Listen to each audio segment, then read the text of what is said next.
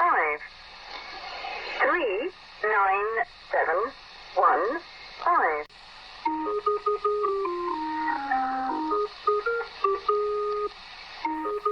Hello again, and welcome to yet another episode of Bigfoot for Breakfast, home of the mysterious and the macabre, where we hang out in the studio every week, challenging conventional thought. Except for last week. Yeah, we didn't do that We didn't do it. because of the corona. Yeah. Sam was infected. I thought I was going to die. As usual, don't forget to push the subscribe button on whichever podcast platform you happen to be listening from, and leave us a rating and a review so we know how you like the show. If you have any questions or comments for us, there are various ways you can reach us. You can email us at bigfootforbreakfast@outlook.com. You can send us a message on Facebook, or you can even call us at 641-812-2635. And you can leave us a voicemail. If you choose to leave us a voicemail, we will even play it on our next show. Seriously, though. Leave us a freaking voicemail. I know, no one does. I'm getting kind of sad. Call me, maybe. Go on, Carly Rae. It's been a crazy last few weeks everywhere in the world. Apparently, there's a pandemic going on out there. We've all been pretty ill this past few weeks here. Most of us are getting over it, but Sam here is trying to fight this off. So, how have you been feeling, Samantha? I'm breathing, and I'm alive. That's a step up from... And according to the CDC, I can go back to work now because I'm essential. Obviously, we hope that everyone's staying safe and doing what they're supposed to do in order to avoid becoming sick or making anyone else sick. And we hope that this passes quickly for everyone. Whether or not you think that this illness is being blown out of proportion or people are going crazy and making it worse than it really is, there's no doubt that many people have been greatly affected by this situation. There are people out of work for a while, and lots of services and businesses have been unavailable to the public. A lot of babies are going without diapers because of all the hoarding going on, and that's extremely unfortunate. Stop it. Take what you need, and remember to leave behind some of these necessities for others who will be needing them as well. We all have to be considerate and diligent during times like these, and keep your wits about you, folks. Don't be senseless. Mind the tree, Richard. Name that nerdy show right now. 3, 2, 1. It's not even nerdy. I mean, we don't think so, but You've got a point. people think that we're nerdy. Keeping up appearances. Earlier, we mentioned leaving a rating and a review for us on Apple Podcasts or whichever podcast app that you use. We just want to say that we really appreciate these immensely and always appreciate any feedback that we receive. And we always take the negative with the positive gladly. Yeah, gladly. We're so happy about it. One thing that is often expressed to us is that some of you enjoy the little bit of banter that we usually have going on during the show. We can usually find a joke or a funny side to most of our subjects, and we tend to leave these bits of conversation in when we're editing the show just to kind of lighten the mood. But one negative comment that we've seen a couple of times come from the few episodes in which there really isn't much of that lighthearted banter, and we just want to take a second to explain that a little bit. Obviously, the show is partly scripted. We pick a topic and research many different sources in order to bring you a well-rounded version of the story with as much detail as possible. So a lot of the time we're reading to you something that we've written over the past week, and intermittently we will interject with conversation that comes up over the course of the show. Once in a while we encounter a subject that is a bit more sensitive, and we will intentionally try to leave out some of the joking and laughing out of respect for the people who are involved. The Johnny Gosh series, the episode on the missing Vallow children, and the Travis Walton story are all examples of this. We've had a few negative reviews after these shows, and we just wanted to explain that it was simply out of respect that we were merely sticking to the script and keeping the humor to a minimum. Sound right, Sam? Anything you want to add to that? No. You're going to take that high road? Can I take that high road? Can I put that down? With that being said, if you would, take a minute to follow us down this week's rabbit hole. It's a very twisty one. It is a very twisty one. Feeling pretty sick. Like feverish? On the surface, I look calm and ready. Got vomit on my shirt already. Mom's spaghetti. Do you have a fever? No. It's the only prescription. Cure is more cowbell. I'm not trying to tell our age. Sarah's old. But you're right behind me. I do remember a certain fictional movie that was somewhat popular when I was a kid that portrayed a version of this story, Michael Pear. I remember feeling astonished to learn that it was rumored to actually be a true story. Imagine being part of something that is largely unheard of through the world. Hello, welcome to this week's episode of Bigfoot for Breakfast. Anyway, what are you talking about? Imagine being part of something that's largely unheard of throughout the world. Because we're unheard of. Nobody knows who we are. Nobody gets my jokes. I didn't. That went right over my head, for real. Someone's wearing a ramp on their forehead today. What?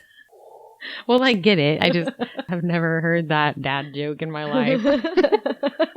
A breakthrough experiment that seemed almost magical. Something that's never been done and that most people never even thought was possible. The pride that would come from something like this would be immense. This is all true, but what if it went wrong? I'm struggling with a cough drop. I'm trying to swallow it. I wish I had a video of that face you just made Well, whilst swallowing the cough drop. you try swallowing those sons of bitches. I don't eat them. They're nasty. Seriously, I would hate you forever and I will never record another episode. You will. Yep, I quit.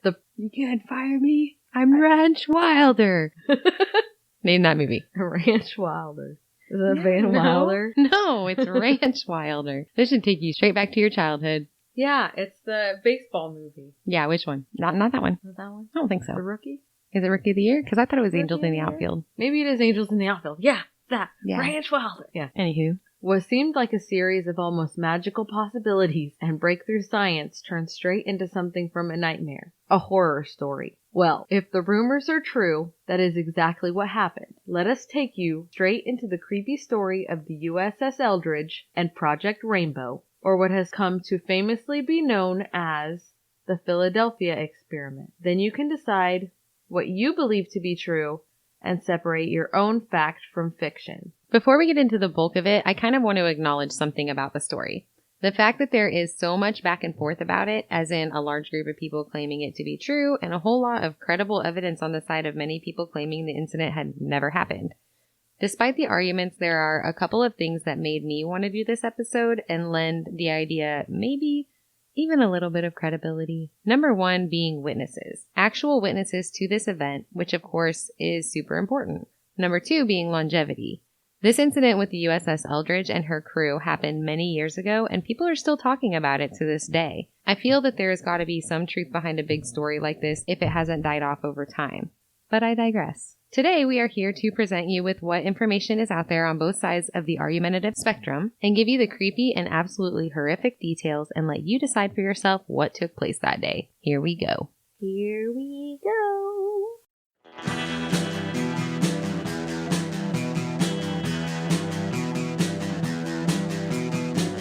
You're listening to the Prescribed Films Podcast Network, home to hundreds of hours of free podcast entertainment. The shows on this network all have a common goal, providing you with the best discussions about movies and other forms of entertainment media. The PFPN hopes to fill your earholes with audio joy. Visit our website with links to all the other amazing shows at www.thepfpn.com. Thanks for listening.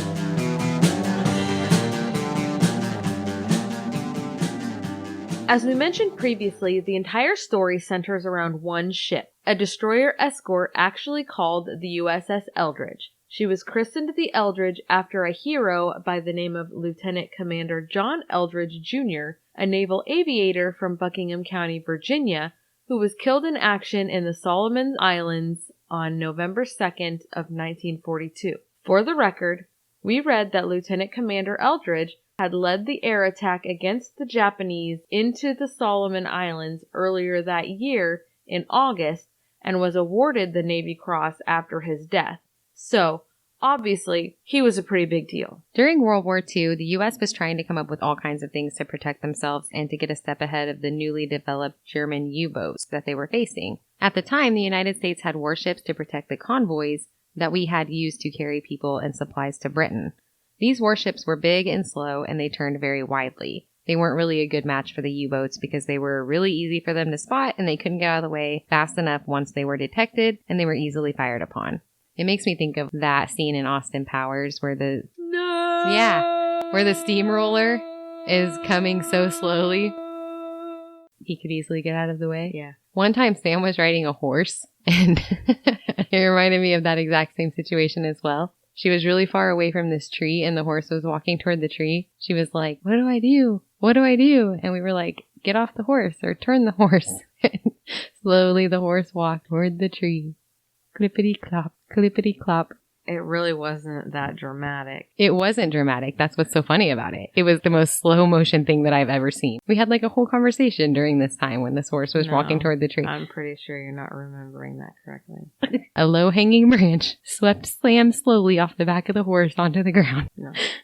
The U.S. and our allies needed something better, more maneuverable, because frankly, the U-boats were sinking American and allied ships constantly, and they were kicking our butts. So the destroyer Escort was created. This was an anti-submarine vessel that was more maneuverable. This was great, but the military wanted to step it up a notch. What better way to do that than to develop technology that would also render the ship invisible? Right? I like where they're going with this. It sounds good in theory anyway. On October 28, 1943, rumor has it that classified experimentation into this theory was to occur. It was to result in the rendering of the vessel invisible. Yes, I said invisible. Not only to radar that was used by her enemies to detect her, but to the naked eye as well. Although it was a classified situation, the event was said to have taken place right in front of hundreds of onlookers. It isn't as though humanity hasn't been extremely fascinated with the idea of invisibility, always. The idea appears everywhere throughout our culture and in many others, in stories and in Hollywood. There's no way that the military, given the fact that they have been known to experiment with other crazy things, has never had any interest in being able to hide themselves from our enemies at war with complete invisibility. A very accomplished and respected astronomer named Morris K. Jessup ended up being kind of an unwilling participant in this story. Before we delve into his involvement, let's talk about him as a person for a minute and give you a little background on who he was. He was born in 1900 in Rockville, Indiana. He was referred to as Dr. Jessup, although he never actually finished his PhD. Despite this, he went on to be involved in some pretty amazing things. Something cool that he was a part of was the development of the Lamont Hussey Observatory in South Africa. This observatory housed the largest refracting telescope in the southern hemisphere. He operated this for a time and then went on to be a part of archaeological studies of the Mayan ruins. Jessup taught at the University of Michigan, where he received his own education, and at Drake University in Iowa. He later became seriously involved in the subject of ufology and wrote 4 books about it. One of these books is the reason he got wrapped up in the story of the Philadelphia experiment. The book in question is called The Case of the UFO. In this particular publication, he warned people about the power of the government and how we as a people have allowed them to become too much so. He encouraged people to pressure their government to demand research into Einstein's unified field theory, and this particular idea seemed to spark an interest in Jessup from one particular reader. He published his book in 1955. And then in January of 1956, he began to receive weird letters that rambled about government forces and classified naval projects. These letters talked about the Philadelphia experiment at length. A merchant marine named Carl Allen wrote the letters using a pseudonym, Carlos Allende. Pretty clever there, huh? Saraha? That would be my pseudonym.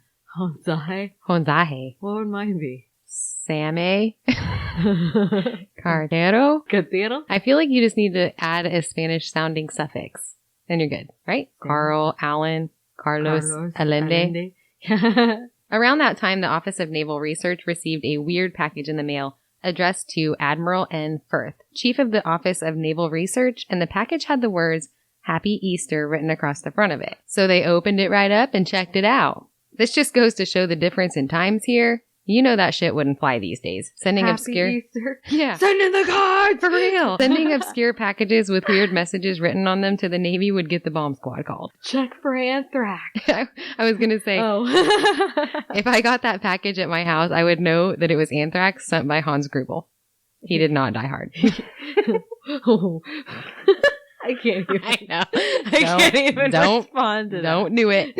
He did not die hard. He really did, though. That's a really long fall from the top of the tower. The Nakatomi Plaza. Okay. So anyway, obscure package says Happy Easter across the front. You know, I wonder what the font was, because really, the font makes all the difference. I think it was handwritten in black marker like a serial killer. Happy Easter is one thing if you have like a fancy handwriting, but if it's like Happy Easter and it's real ominous and creepy, you know? Yeah. Happy Easter. It could look friendly or it could look scary as hell. I still don't think I'd open it. Nope.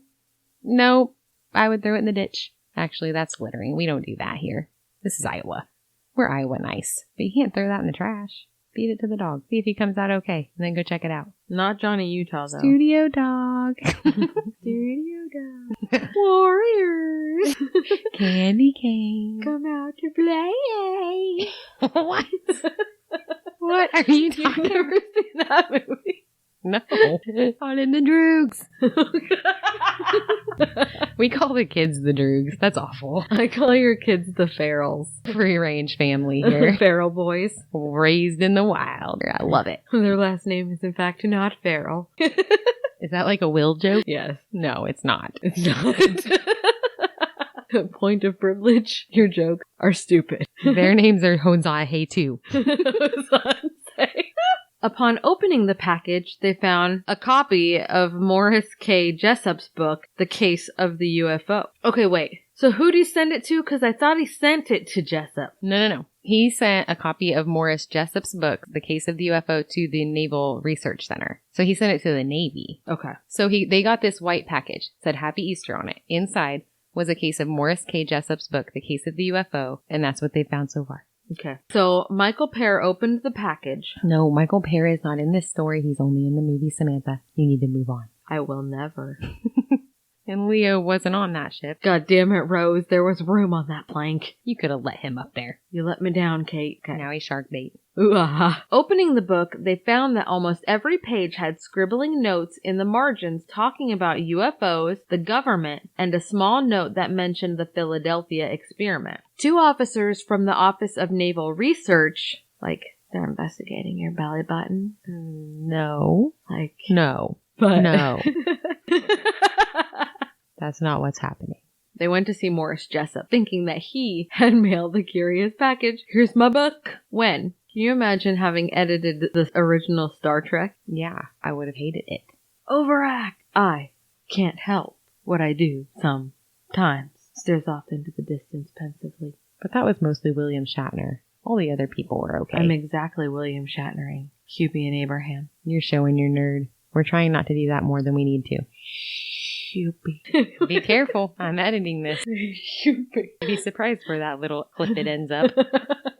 Anyway, when they showed him the book, he told them that he hadn't done this, but he had a good idea of who may have. Mr. Carlos Allende. Allende. The notes that were written in the margin sounded eerily similar to his rambling letters, and the handwriting matched as well. A fun fact about this book, a copy of Jessup's book, The Case of the UFO, can be purchased on Amazon with the annotated writings and scribblings in it from Carlos Allende. Ooh, I don't have one. You have to look up the Varo edition, V-A-R-O, from the Varo Publishing Company. They have made copies of this one to sell. So if you want to see what it looks like and you want to see what he wrote, head on up to Amazon and get you one. Morris Jessup had supposedly even stated numerous times to Navy officials that he just thought the man who wrote the letters was crazy. Carlos eventually would go on in later years to provide eyewitness testimony and state that he was present on another ship called the SS Verusith that day at the Philadelphia Naval Shipyard when a destroyer escort, the USS Eldridge, suddenly became invisible. He testified that he was close enough to the USS Eldridge that he had reached out to touch the vessel after it had begun to glow, and he received a massive electric shock. According to Allen, Albert Einstein was also present when this happened. This story just gets crazier and crazier. How can you be on a destroyer and close enough to the escort to touch it? You know, I don't pretend to know how the butt. close they are together, but he said that he was standing up on the front of the ship, we'll get into this later, on some blankets that lifted him high up. Yeah, pretty much on the bow, and reached out and touched it. So I don't know if they're parked that close. I would doubt it, but this is his story. According to Allen, Albert Einstein was also present when this happened,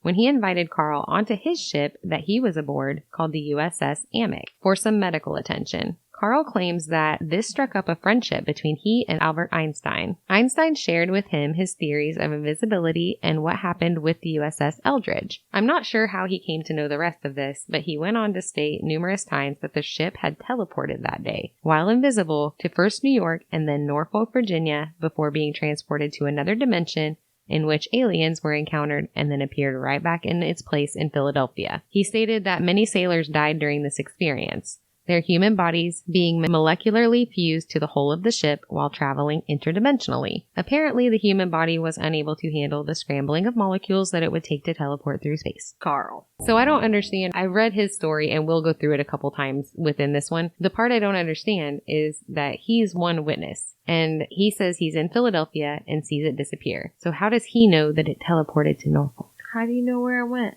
Right. That's what I'm not getting. So I never really found how that would work out to where he knew. I tried to put those pieces together. And so anyway, the story goes on. Maybe he received the information with his electric shock. Maybe he just, maybe he got like that telepathic thing going on with it. Don't know. He didn't say that, so I'm not going to either. He just says it went there. The letters that were sent from Carlos to Morris Jessup had a return address of New Kensington, Pennsylvania, but were postmarked out of Gainesville, Texas. The letters were composed on stationery from the Turner Hotel in Gainesville as well. The first letter was received by Jessup on January 13th of 1956. The letters were pretty long, so we will read what we thought were the more interesting parts of the letters that pertain to the incident in Philadelphia. But if you want to read the full letters, you can find them online. Yeah, it's worth a Google. It's worth a Google. They're in various places. The first letter starts out talking about Einstein's unified field theory and states that the fact that Einstein stopped working on it was that it was not a mathematical problem. It was that he felt it wasn't good for humanity to have that kind of power. He goes on to say that Einstein did later finish the work for his own amusement but did not do it publicly, and that the public was still told that it was incomplete. He states that other scientists did go on to use Einstein's finished work and that the result was the complete invisibility of a destroyer and her crew while it was at sea in October of 1943. He describes seeing this as follows in the letter to Jessup. The field was effective in an oblate spheroidal shape, extending 100 yards, more or less due to lunar position and latitude, out from each beam of the ship. Any person within that sphere became vague in form, but he too observed those persons aboard that ship as though they too were of the same state, yet were walking upon nothing. So it sounds like, at first, he could still see the vague form of the sailors, only that they were walking along an invisible ship. Any person without that sphere could see nothing, save the clearly defined shape of the ship's hull in the water, providing, of course, that the person was just close enough to see, yet barely outside of the field. Okay. He goes on to describe what happened to the crew that was left after the incident and how they went mad and sometimes, quote, go blank or go blank and get stuck. He talks about the men who go blank first, which sounds like they're going on with their daily life and then kind of blink out periodically into mindless stares. He states that this is not an unpleasant experience at all, but when they do go blank and get stuck, it is described as, quote, hell incorporated. This is how he describes that in the letter. The man thusly stricken cannot move of his own volition, unless two or more of those who are within the field go and touch him quickly, or else he freezes. If a man freezes, his position must be marked out carefully, and then the field is cut off. Everyone but that frozen man is able to move, to appreciate apparent solidarity again. Then, the newest member of the crew must approach the spot where he will find the frozen man's face, or bare skin, that is not covered by usual uniform clothing. Sometimes it takes only an hour or so, and sometimes all night and all day long. And worse, it once took 6 months to get a man unfrozen. This deep freeze is not psychological. It is the result of a hyperfield that is set up within the field of the body. A highly complicated piece of equipment had to be constructed in order to unfreeze those who became true froze. Usually, a deep freeze man goes mad, stark raving, gibbering, running mad. So it's hard Hold on. What? Right? It's really hard to make sense of his letters sometimes. I don't know. He goes on to state that these frozen men aren't aware of time as we are. They are semi-comatose and their minds are stuck in a sort of netherworld. He goes on to describe what this would look like to another passerby who is unaware of what's happening. It reads, if around or near the Philadelphia Navy Yard you see a group of sailors in the act of putting their hands upon a fellow or upon thin air, observe the digits and appendages of the stricken man. If they seem to waver as though within a heat mirage, Go quickly and put your hands upon him, for that man is the very most desperate of men in the world. Not one of those men ever wants at all to become invisible again. I do not think much more needs to be said as to why man is not ready for force field work. So, what? So these men, the after effects he's describing is that they get stuck, kind of blink out and stare. But once in a while, they get stuck in that blink, like where they're just frozen. Frozen. So Mannequin apparently the cure for this is for everybody to run and touch him, like freeze tag. And then he's unfrozen instead of frozen. And sometimes it takes a really long time and they get stuck there and their heads are in another world, like their minds aren't really there and time isn't moving right. Sometimes they get unfrozen, sometimes they don't. So if you see a bunch of sailors touching a guy, you should go touch him too, and it'll help. So that's that. I'm pretty sure I want to stay away from the groups of sailors touching each other. No offense, sailors. He goes on to talk about other work with force field type experiments and how humans were changed or perished after this work. He says that when you hear terms like caught in the flow or caught in the push, stuck in the green, or stuck in molasses, these refer to some of the long-term effects of such work. He ends the letter, very disrespectfully yours, Carl M. Allen, and with a P.S. I will help more if you see where I can. And then he wrote his sailor ID number 416175 on the bottom. A check of this ID number pulls up a certificate of seaman's service issued to a Carl Meredith Allen, and this does put him serving on the SS Furuseth with the Coast Guard during the time that he says he did, and during the time in which he states that he witnessed all of these things. So he was there. Well, he was on the Furuseth during that time. I don't know that we go on. Yeah, okay. In a follow-up letter to Morris Jessup, he sticks up for the Navy, stating that they didn't know that all of these horrific things would happen to the sailors. He talks about one of the sailors who went home and seemingly walked through a wall in his room one day in front of his wife and children and disappeared. He was never found despite seemingly extensive searches. He just disappeared forever and nothing was ever found of him. This is when he also claims that the ship not only disappeared, but reappeared in Norfolk, only to disappear and reappear again in Philadelphia. All in just a few minutes or less, he says. He goes on to talk about the Navy being irresponsible in their selection of crewmen, and that if they thought that this would really work, they would have been more careful in selecting who went on the ship, judging from their character and personality. So, if you have a bad personality, you deserve to be on the ship, is what he's saying. Is he saying that, or is he saying that they could have handled it better if they'd have done more elaborate personality profiles? I mean, I think no matter what personality you have, being used molecularly to steal is not going to be a good situation. I feel like he's saying the ones we don't like, we put them on the ship. Do you remember, what's the movie, Rango? Yeah. The girl is a defense mechanism. And I've been thinking about this the whole time I was researching it. Every time I think of her, cracked me up. He also thinks that he wouldn't have allowed them to take items valuable to the Navy, such as rings, watches, and identification bracelets, belt buckles, or especially hobnailed shoes or cleated U.S. Navy issued shoes. He tells Jessup that he should be able to follow up with the crew members of the Eldridge and the Furuseth in order to get more information about the incident, and he hopes that he will. Yeah, I'm not really sure about this guy. Although Morris Jessup wasn't sure about him either, he did write back asking that Allen divulge more information such as names and addresses of witnesses and a more solid address for himself. He told Allen that he found this account to be remarkable and that he would like to hear more about the phenomenon, offering to stop and see him in Texas when he's en route to Mexico. Carl Allen promptly wrote back, "From what I can see, he keeps putting his pseudonym on the heading of the letters and the return address, but then signs his real name to the bottom, Carl Allen.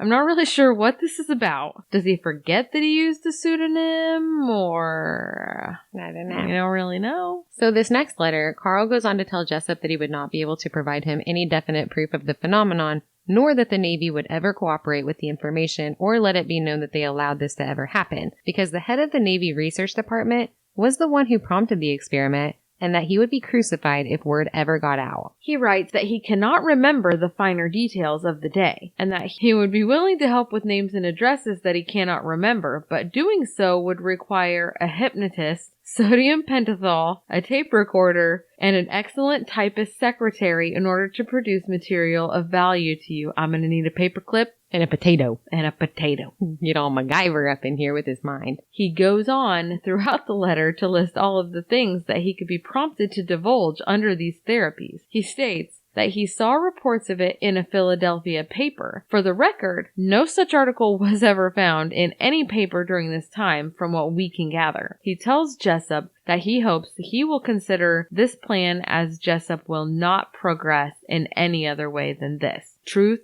serum veritaserum. Right. And I do want to kind of say, I didn't find a newspaper article from this time period that says anything about a Navy experiment. But also, there are a lot of papers in Philadelphia, and combing through those would have been hard. However, the Navy didn't find one either. Nobody did. He couldn't remember which paper it was, what day it was, so it just never was found. So I don't know if he actually saw that or not. He talks about the Navy and states that although they did not fail at transporting thousands of tons of metal and humans at a eyes blink speed, but they did fail to do so safely. And had the Air Force tried to do this, they would have been safer about it. The gauntlet has been dropped. Yeah. Take that, Navy. Morris K. Jessup would go on to apparently commit suicide at 59 years old. According to his death certificate issued by the Office of the Medical Examiner from Metropolitan Dade County, Florida, he was last seen by his wife at about 8:30 in the morning on April 20th of 1959. He was later found dead in the parking lot of Matheson-Hammock County Park in his station wagon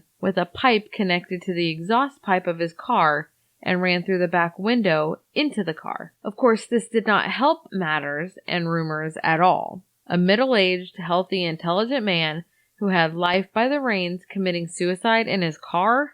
No way. People were talking under their breaths that Jessup had been killed for knowing too much at this point. But why? Talk was already out about the experiment, and it hadn't seemed like Jessup was really perpetuating it.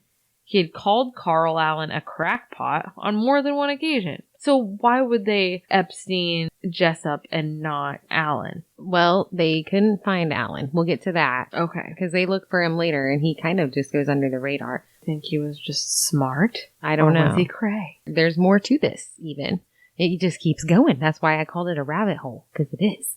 There's more. There's more to this suicide, too. We'll talk about that in a little bit. So, Carl Allen also seems to have made a second statement that differed from the first one, in which he was actually aboard the USS Forsyth in Norfolk, Virginia, and he saw the USS Eldridge disappear out of thin air while he was there and not in Philadelphia. He's changing some details here and there, too. Since he didn't seem very credible with his differing accounts, many speculated that he made the story up in its entirety for attention, or because he was mentally unstable. Different reports state that Carl Allen really went under the radar throughout the 50s and 60s, but then was rehashed somehow in the 70s and came back into public view. He repeated these tales to anyone who had listened throughout the 70s in different interviews. Another man by the name of Al Balick claimed to be a witness to the event, driving with his brother when they saw the ship disappear.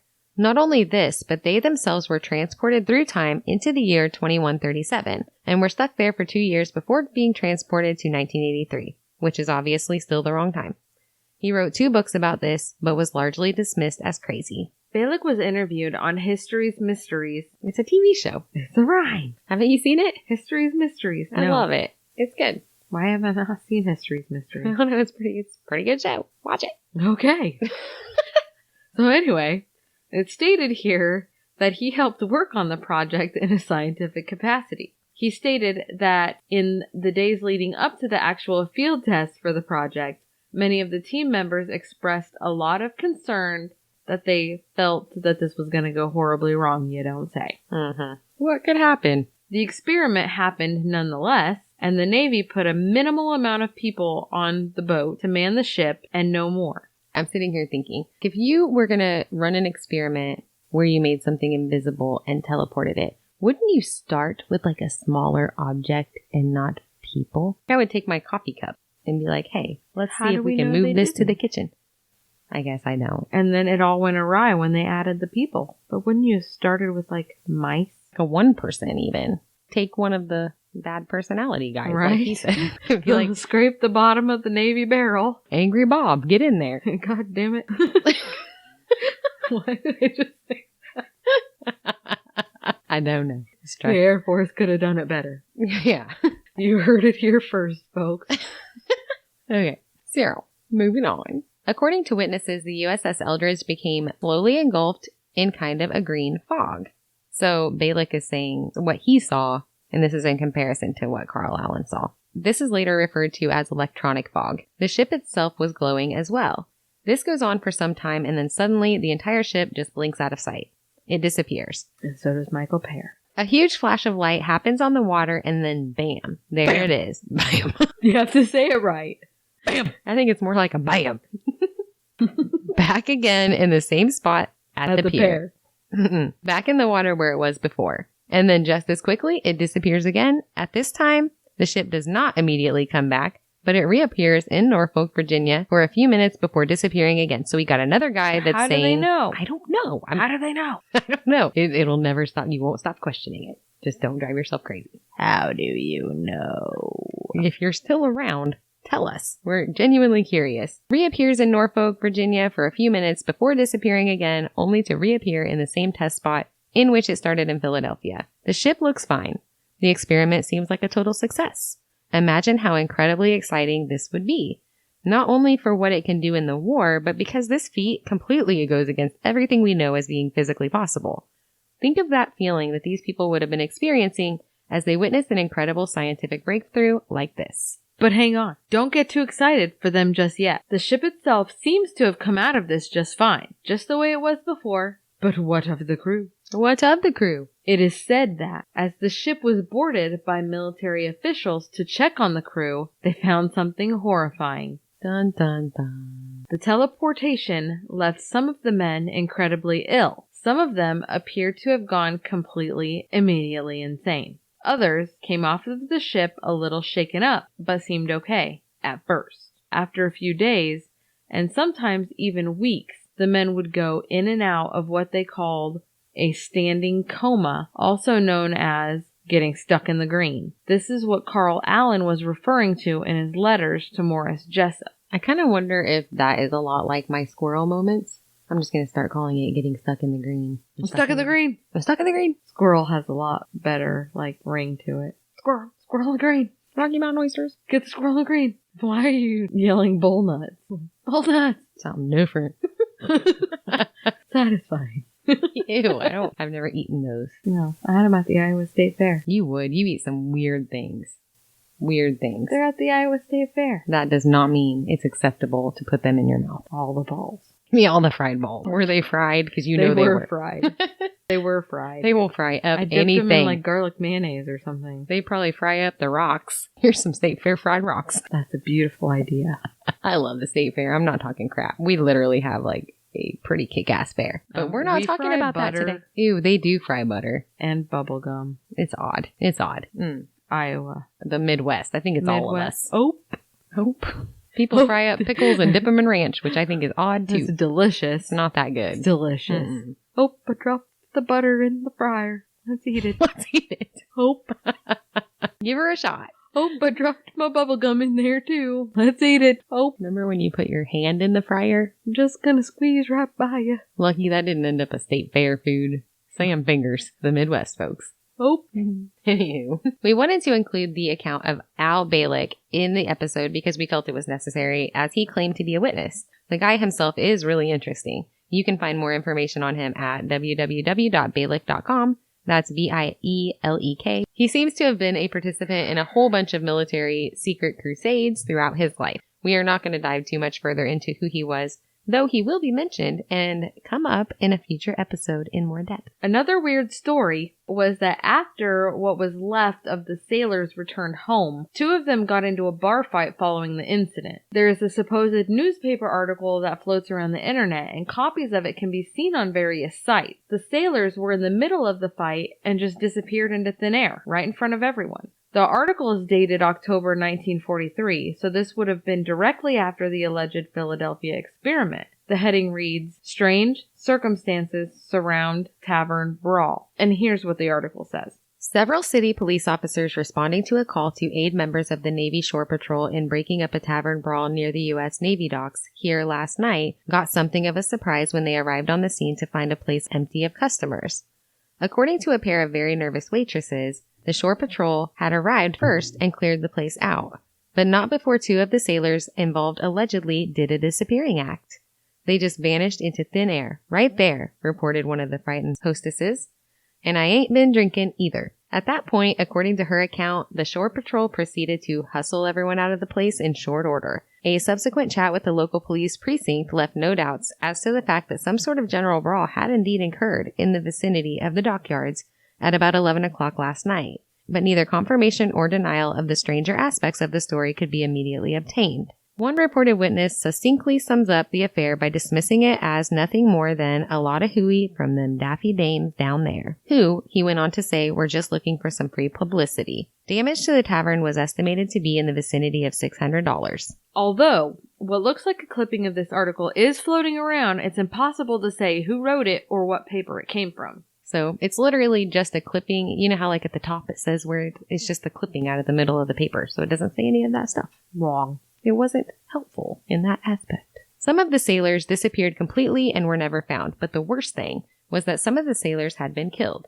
Balick, too, said that their bodies had been molecularly fused to the hull of the ship. According to Al Balick, the families of these men were told that they were lost at sea, and no more, even though the ones who did not pass away or disappear during the experiment were actually sent to insane asylums and their families just weren't told. If that's not incredibly sad. The nerve damage and other issues were thought to have been caused by the tremendous amount of electromagnetic field that these men were exposed to. Apparently, there were 2 of these experiments. The second one is the one that is mostly referred to. In the first test on July 22nd, the vessel vanished and then quickly reappeared, in this instance, in the same place. So it seems logical that since the first one seemed to be successful, why would the Navy not push the envelope a bit further, making the vessel actually travel while it was invisible? That's science, right? So I know the experiment was for making it invisible, but it was the teleportation that, like, where did that come from? Okay, so later on we'll talk about this too, but we're kind of out of order here. So the first experiment made it invisible, and that was successful. So apparently the rumor is that Einstein was hired, but he wanted to also study jet propulsion theory and teleportation theory. So he's like, well, if that worked, why can't we make the ship jump to a different location and elude U-boats altogether? And so then they pushed it further. And it sounds like the sailors made it through the invisible part, and it was the scrambling of molecules to teleport it. That was the bad part. Which is fair. Right. So, that's science, right? Taking one successful step after another in order to provide the desired outcome. It also seems reasonable to think that the whole thing stopped after the second successful attempt due to the fact that the human body obviously can't take this type of travel, and several people died horrifically. Logically, that would be kind of an oh shit moment. That would seem to be a good candidate for sweeping under the rug while whistling innocently as though nothing happened in the first place. According to the Navy, it never happened. They refer to the rumor as nothing more than conspiracy theory. I love it when they say that. They're just like, oh, it's conspiracy theory. I feel like the more the Navy dismisses it, the more I just want to believe it out of spite. But also, they make it really hard to believe. Yeah, it gets weirder because for everything that's super weird about it, there's a reasonable answer for it, you know? Kind of more evidence to prove that it didn't work out. So anyway, on we go. One theory that is presented as far as how the USS Eldridge was able to be spotted in both Philadelphia and Norfolk, Virginia in the same day is due to the access channel. It sounds like the access channel pretty much runs straight from Philly to Norfolk. So it would have only taken the vessel under 6 hours to get from one place to another using this route. It wasn't a regularly traveled route because other boats weren't allowed to use it. Typically, ships were made to go clear around that part of the U.S. to Norfolk, so no other boats would have been likely present in the access channel. The USS Eldridge would likely not have been spotted here. Apparently, the Eldridge was granted the use of the access channel on this day, but there is reason to think that even that is false. The Navy records... Get out the records! The Navy records and logs from the ship indicate that the USS Eldridge wasn't even in Philadelphia at the time, nor was it in Norfolk, Virginia. Apparently, it was actually in New York, according to these logs. So, if this is true, the access channel theory wouldn't even work here. In fact, the entire logs throughout the service of the USS Eldridge put the ship having never been to Philadelphia ever. So, they also never put the USS Eldridge and the USS Forsyth in the same place at any time throughout their service. and the government nor the military would ever alter documents to hide their actual activities, right? Right. Right. In the Naval Historical Center archives, there are documents related to the alleged Philadelphia experiment. They state that the operational archives reviewed the war diary and the deck logs for the USS Eldridge when looking into this matter. The logs state that from August 27, 1943 to December of 1943, the ship was actually in the Naval Yard in New York and the Long Island Sound. The only time that the log states that the ship left this area was from the 16th through the 18th of September when it left for Bermuda and remained there for more training and sea trials only to return to New York on the 15th of October. It left once more on November 1st to serve as part of an escort for a convoy to Norfolk, Virginia, and then on to Casablanca, where it arrived on November 22nd. A week later, on November 29th, it left Casablanca to escort another convoy back to New York and arrived back in the New York harbor on December 17th, where it remained for availability training until December 31st, when it went back to Norfolk, Virginia. The record here states that during this time frame, Eldridge was never in Philadelphia. So it specifically says it was never in Philadelphia? I was not here. At the bottom, there's a note, like somebody had gone over it and then sent it to someone, showing that they weren't there. And then at the bottom, they made it very clear it wasn't there. That's what it looked like to me. Smoke and mirrors. Anyway. This record even addresses the fact that the civilian merchant ship Furuseth allegedly observed the arrival of the USS Eldridge in Norfolk, Virginia via teleportation. What? It addresses the fact. It doesn't say, because it's alleged. It addresses the fact that this happened, or that this is said. It then goes through all of the places that the Furuseth had been according to its war diary during this time frame as well. They spoke with the master of the Furuseth, Lieutenant Junior Grade William S. Dodge, USNR, who wrote a letter to the Navy stating that he denies that he or his crew observed any unusual event while in Norfolk. I think that's what I would say too. I saw nothing. I didn't see it. I didn't see nothing. I ain't seen it. This record goes on to state that the Office of Naval Research, or the ONR, has stated that the use of force fields to make a ship and the crew invisible does not conform to any known physical law, and that Einstein's unified fields theory had never been completed. Further, Einstein was never involved in any research related to teleportation or invisibility. I refuse to believe that. Remember Carl Allen's story about meeting Albert Einstein after being shocked by the electronic fog? When you say it out loud. Even just saying that is hard. Okay. So, supposedly Einstein wasn't even in Philadelphia during this time. Carl began making rounds at speaking events all over the place telling his story, but the details of it seemed to change over time. At one point, he claimed that while he was a student of Albert Einstein, he met another famous scientist by the name of Charles Proteus Steinmetz. That would have been really great, except for the fact that Steinmetz would have passed away almost 2 years before Carl Allen was even born. All of this being said, it doesn't really seem like Carl Allen was the most credible of people. Even if the base of his story was real, he sensationalized and embellished it so much that anyone who listened to him to begin with quickly lost faith in him and saw through the tale.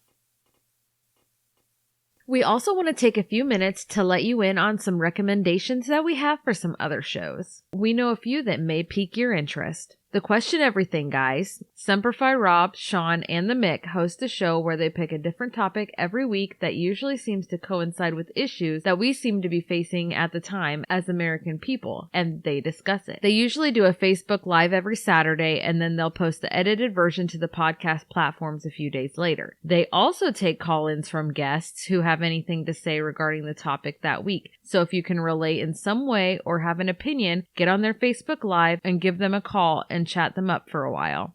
MWP is another show that you guys should check out. Chach and Josh are funny and their conversations flow really well. They talk a lot about movies, wrestling, politics, whatever else comes up through the episode, with a lot of jokes and a lot of great personality. So check them out. You won't regret it. The Kensington Corner with Tom and Jeff is another great show. They tackle the problems of the world one thing at a time, but they focus a lot on health and overall well-being, both mentally and physically, from a man's standpoint. And we found their show to be really interesting because they aren't afraid to really get into the everyday struggles that guys face, especially with mental health and stress. It's a really honest show, and one of them is a veteran, so they promote various causes associated with the mental health of veterans as well, which we think is incredible because it's a very important topic and our nation's veterans don't get the love and support that they deserve. Any conversation that can be had about how to improve that is fantastic.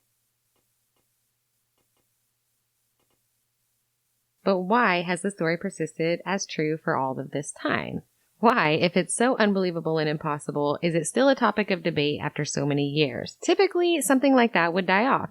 But the incident in Philadelphia with the USS Eldridge has always had its staunch believers and its hardcore naysayers. Even if the Navy didn't make an entire ship disappear, they were actually known to be working on attempts to make these ships invisible to magnetic mines using a method called degaussing. This is a process, according to the Naval Historical Archives, in which a system of electrical cables are installed all around the circumference of the ship's hull, running from bow to stem. Then, a measured electrical current is passed through the cables in order to cancel out the ship's magnetic field. This was installed in various ships and could be turned on in waters in which the ship might encounter the magnetic mines. They were usually found in shallow waters or combat areas. Make no mistake, though, although this was practiced by the Navy, this has never been something that has even thought to make a ship invisible to the naked eye, simply to hide the ship from the sensors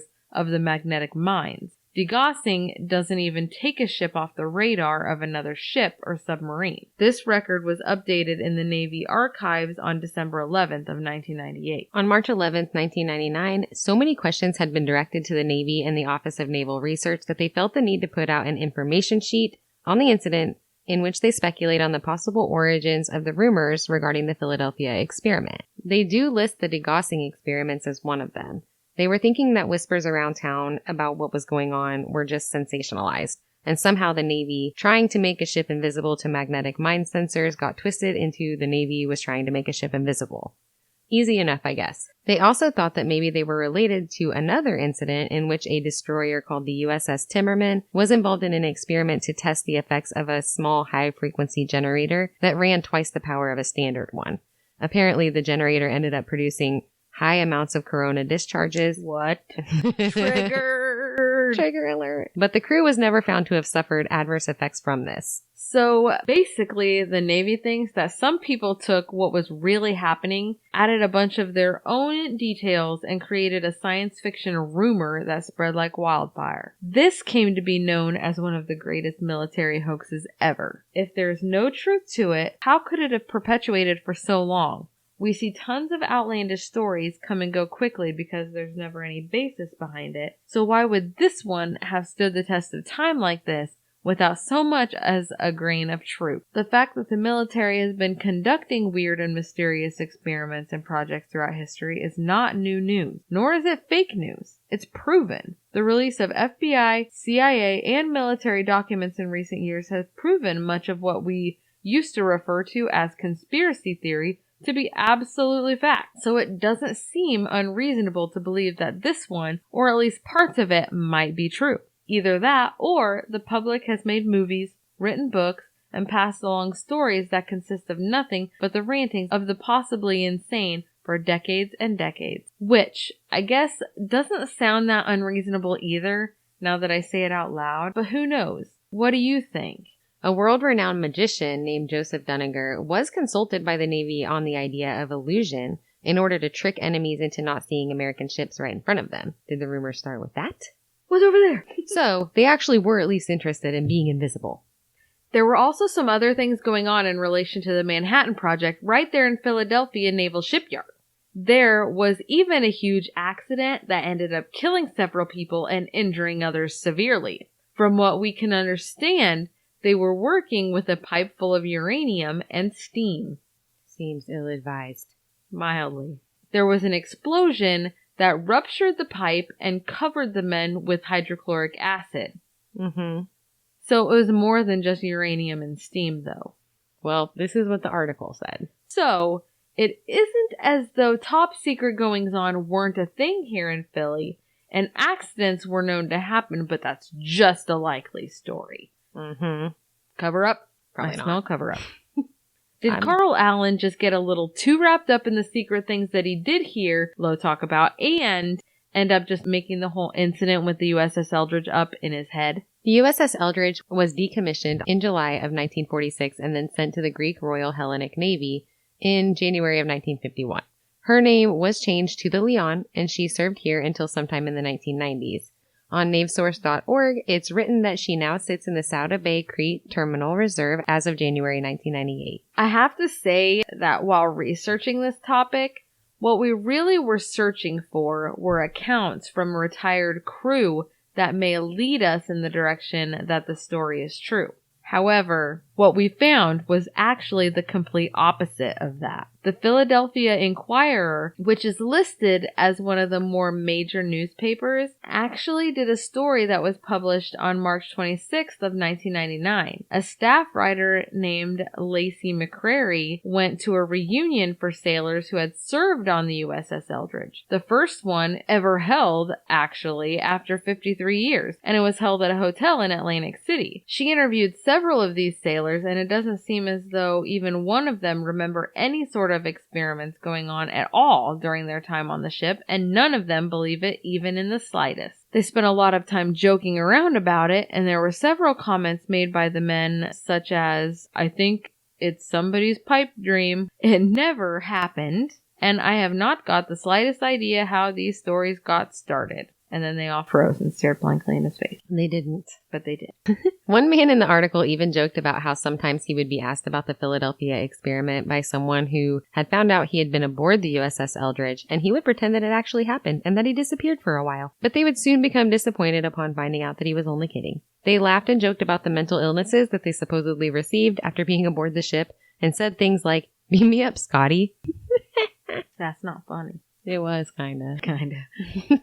Some of the men even said that they were getting kind of tired of being asked about it, telling people, "It's a good movie, but there's no truth to it.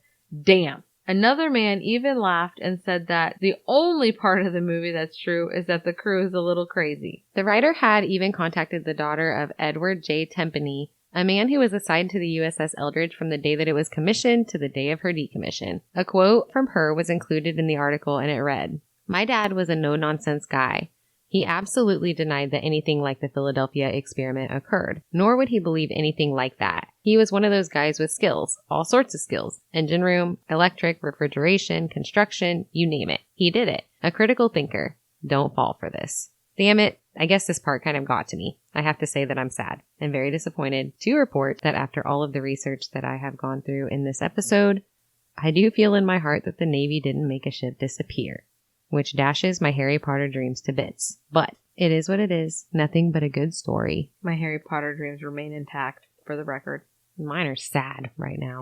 According to the Philadelphia Experiment, Project Invisibility, a book written by William Moore and Charles Berlitz, it is said that in the late 60s, Carl Allen was kind of laying low and eluding the Navy and their questions into this account. This is supported by various other sources as well, who seem to think that Carl Allen was very difficult to find through the 60s and into the 70s. What really sent him into hiding, and probably into Mexico. He did go to Mexico, where he changed his name and lived a portion of his life, was a book written by author Brad Steiger entitled The Allende Letters, New UFO Breakthrough, that appeared on shelves in 1968. Carl had unsuccessfully tried to suppress this information from appearing in Steiger's book and was upset when it was published. It is said that he was mad that other people were receiving publicity and payment from his story while he was making nothing at all. The next year, he walked into the Aerial Phenomena Research Organization headquarters in Tucson, Arizona, and told them that the whole thing was a made-up hoax and he didn't mean any of it to be true. He just wanted to scare Jessup into not writing anymore. He wrote out a confession in the appendix of a copy of Jessup's book that read, "All words, phrases, and sentences underlined on the following pages in brown ink are false. The below page and the top part of the following were and are the craziest pack of lies I ever wrote. Object: to encourage ONR research and to discourage Professor Morris K. Jessup from going further with investigations possibly leading to actual research. Then I feared invisibility and force field research. I don't now. This confession is argued two ways.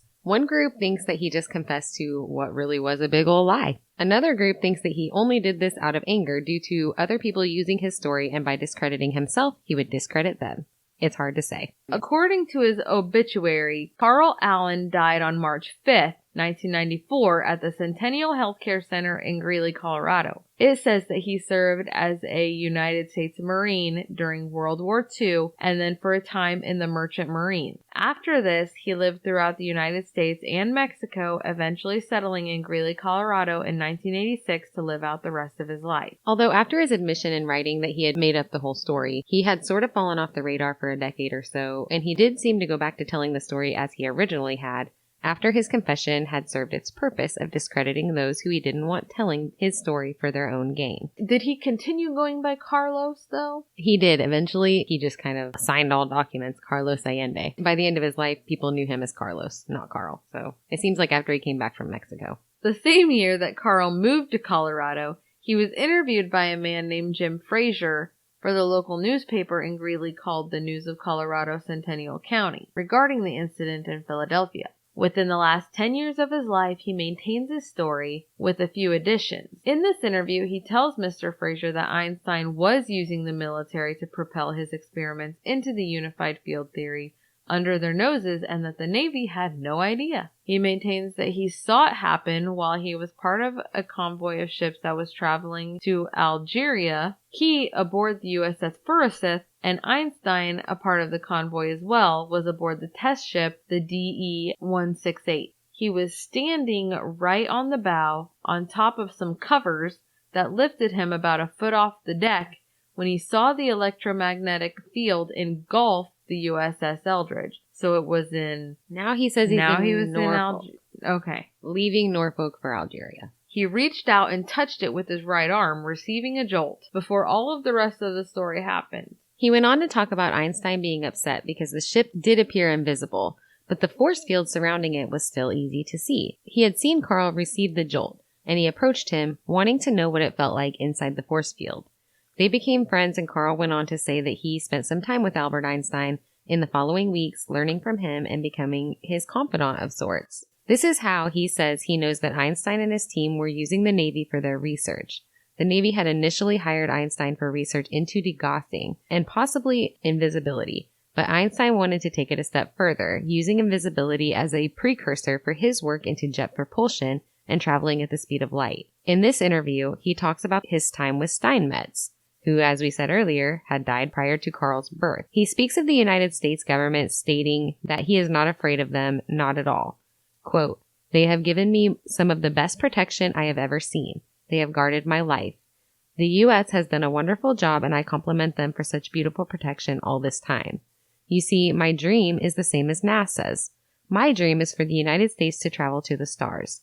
If we build starships using Einstein's theory, we will never be short of natural resources like aluminum, copper, or iron. We will regain our #1 position in the world." He's a nice dude. Carl, who by the end of his life was legally known by the name Carlos Allende, seems to be fondly remembered by those who knew him as a colorful, smiling, friendly man who would go out of his way for people, talk to anyone, and even flirted with the college girls there in Greeley. He spoke many languages, fluently Spanish, and seemed to love the small town in which he settled. There's a lot more to this article and interview with Carl. If you're interested in reading it in its entirety, we will have it listed in our sources for the episode, and it is pretty interesting. Another thing that is interesting is that Morris Jessup, although he first dismissed Carl Allen as a total crackpot, did seem to eventually come to hold the notion that there was something more to the letters from Carl and that they may in fact be very valuable. What made him change his mind? There are a lot of people that speculate that Jessup became too interested in what Carl had to say, investigating his various claims further, and that he was actually murdered and did not commit suicide.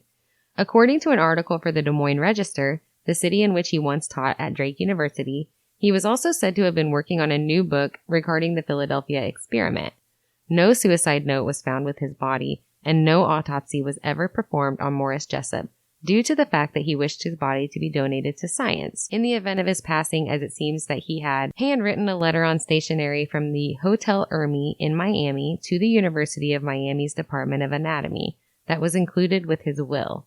This letter reads, I am requesting that this note be forwarded to you after my death as notification of death and availability of my body. Please contact my wife as to where my body is resting and take the necessary steps to obtain it. I do not desire any funeral services and prefer that the body be in your possession before relatives have an opportunity to hold a wake. Thanks for your cooperation, M.K. Jessup. So do you think that Carlos could have killed Jessup because he wanted him to stop writing? I don't think so. But he specifically said that. Yeah, but then he went on to tell his story as normal. I think he actually was mad about Brad Steiger writing that book. He ended his life as a penniless veteran. And he was kind of disgruntled about that because in his mind, he had been through a lot and he had this big story to tell. And all these people were using it without his permission and profiting a whole bunch from it. I mean, I see his perspective. I do too. And even if the things he said were not true, I do see that happening where he went in and said, it's all a lie, discredit them. And then later on, after he accomplished that, just went on to tell the story as normal. That's what I think. This is interesting and all, but it has been a law in most states, including Florida, that the body of anyone who is thought to be the victim of suicide is unattended at the time of death by practicing physician or other recognized practitioner, or to have died by any suspicious or unusual circumstances. No matter what their wishes were in life, they must undergo an autopsy. This is brought up a lot and in many sources. The issue is, was it a law in 1959 when he died? That seems to be the determining factor for whether or not it is suspicious that an autopsy was not conducted. While there are a lot of rumors and speculation screaming conspiracy theory and death by government in Morris Jessup's death, there is also a lot of people who make statements regarding his mindset and character in the times leading up to his death that would make a person think that he might have been a likely candidate for suicide. He had apparently mailed a long and depressing letter to his friend in New York the week prior to his death, who outright called it a suicide note. Jessup called his death by suicide, quote, the only possible alternative to an insupportable future. He told his friend that this decision had been carefully considered and that it would not be due to a fit of sudden despair. Another friend and author named Ivan Sanderson stated that Jessup told him that he had been alarmed by the endless stream of coincidences that had occurred in his work and in his private life, but he wasn't going to outright talk about it publicly because he didn't want to be accused of or remembered for being crazy. Apparently, he wrote to Sanderson stating, I don't think I'm going balmy, but I do believe all this nonsense is actually happening and is not a figment of my imagination. Sanderson also states that he believes that his friend died of his own hand. He was depressed for about a year prior to his death, mostly because his publishers kept turning down his manuscript. Other close friends of Jessup's reported their receipts of similar letters and seemed to come to the same conclusion. I feel that if any of the people who knew him the best felt like he had been murdered, someone would have spoken up. Another weird fact that we have to throw in, though, Jessup's friend Ivan Sanderson is also quoted as saying that the death certificate that was issued to Jessup was completely false. He says that he wasn't even found at a park and there was no pipe from his exhaust down to his window. He says that he was found in his locked garage with the car running. I did find this inconsistency to be odd, along with some other claimed inconsistencies that have been reported. Keep in mind, though, we could find no definitive sources for the following inconsistencies, so we aren't sure whether they're true or simply rumor. Number 1. The cloths and rags stuffed into the back window were wet, causing more of a tight air seal, but no sources of water were found to wet the clothes and rags at the scene. Number 2. He was pronounced DOA by a Dr. Harry Reed, who said he lived in the neighborhood and happened by the scene. Anna Genslinger, a woman who researched Jessup's death, says that she contacted every Dr. Harry Reed in Dade County, and all of them deny being anywhere near the scene that day. It was never determined who exactly this man was, according to her, and why he pronounced the death when the county medical examiner was already on the way. Number 3. His wife refused to identify the body because she was so sure that her husband would have never committed suicide. Another man who claimed to be a friend of the family came in to identify him. Family was interviewed, but apparently none of them had ever heard of this man. His name was Leon soul. It seems like for every weird fact in this whole story, we come up with equally reasonable people who have equally reasonable explanations. The story is outlandish, and the people surrounding it lead outlandish lives that have come to outlandish ends. So who really knows what the real answer is? We've read a lot about these experiments that have turned out to be real, and typically during research for those, we are able to find information on them in the declassified archives, and typically credible retirees from the organization in question are telling stories long after the project has been laid to rest. But that's just not so in this case. There was nothing in the archives that we could find, and no actual witnesses that are credible or have been definitively proven to have been on the ship at all. And I hate it. I really wanted to believe that this was a thing. I mean, not the part about the sailors being horrifically fused to the ship and going insane, but the invisible part. I'm a little distraught. So that's what we've got for this week's episode of Bigfoot for Breakfast. I really wish we could have given this one a reasonable argument, but this is our opinion and we're sticking to it. Unless you guys have found something we didn't, and just for the record, if you have, we would welcome you sharing this with us because, well, we love sharing, and much like Mulder and Scully, we want to believe. I'm totally Mulder. You're the Mary and I'm the Rhoda. From this light, you somewhat resemble David Duchovny. I'll be Scully. Scully was kind of hot. Scully still is hot. But in this case, every time we try to do that, our frontal lobes reach out and slap us on the wrist and say, no. That's not true. That's weird. Not true. That's weird. That's so weird. Join us next Tuesday for another episode of Bigfoot for Breakfast, where we will have yet another weird story lined up for you here.